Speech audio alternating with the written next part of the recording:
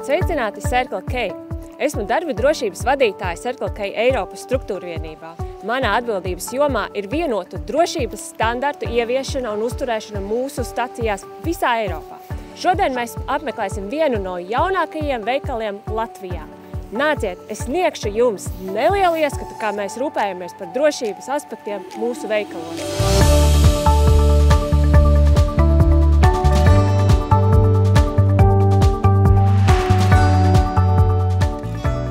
Katrs jauns pakalpojums, kas padara mūsu klientu dzīvi ērtāku, paplašina mūsu drošības risku karti. Un mums, kā drošības speciālistiem, jābūt iesaistītiem visos projektos, kas skar darbu stacijās, lai pienācīgi spētu novērtēt drošības riskus un apmācīt darbiniekus. Mēs ikdienā rūpējamies par to, lai mūsu staciju darbinieki varētu jūs sagaidīt un apkalpot ar smaidu, zinot, ka par viņu drošību uzņēmumā pienācīgi parūpēsies.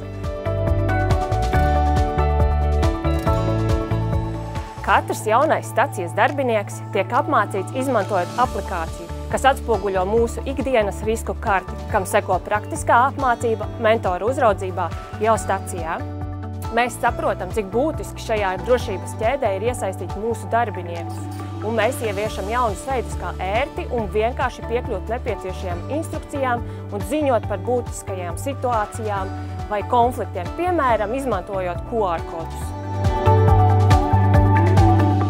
Laipni aicināti uz lielāko drošības profesionāļiem veltīto konferenci Baltijas drošības konferenci, kas norisināsies jau 11. aprīlī Rīgā.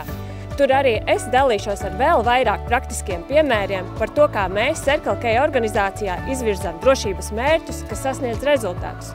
Tiekamies!